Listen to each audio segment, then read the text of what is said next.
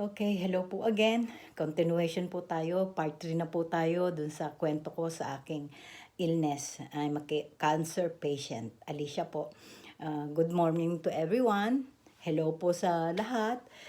Like and share po and notification bell and subscribe po tayo para lagi kayong update. Kasi para po malaman ninyo kung anong nangyari sa akin dahil almost 14 years na po akong nakikipaglaban sa cancer.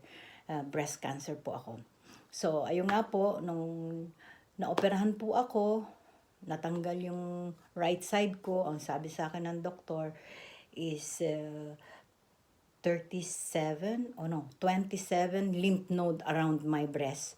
Pero lahat po sila is walang cancer.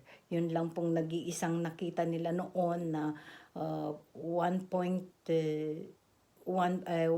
cm na unang nakita sa ilalim ng breast ko, yun lang po ang may cancer.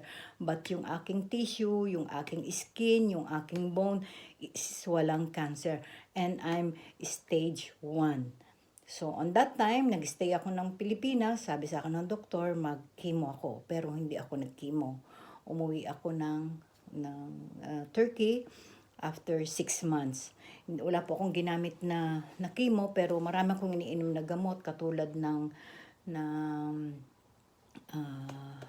ano po ba yun, mga juices na pinaghalo-halo. Tapos sinabi sa akin ni Dr. Tam na ang maganda daw na chemo is yung labanos. Labanos, sibuyas na pula, and then lemon. Yun po, ginijus ko, tas iniinom ko.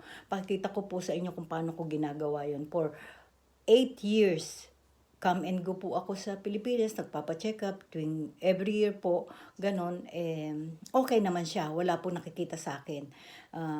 Okay naman din po lahat-lahat ng ano ko. Pero nung nagkaroon ng pandemic on 2018, doon na nga po hindi ako nakauwi, marami pong nangyari sa buhay ko dito, hindi ako nakapagtrabaho, then yun nga po, nag-stay ako dito dahil nga po pandemic. May tumubo ngayon ulit sa akin na lymph node dito sa aking leeg, pati po sa gitna dito. Yung nandito po is 7 cm and yung nandito po is multiple lymph node na hindi ko na po magalaw itong aking leeg.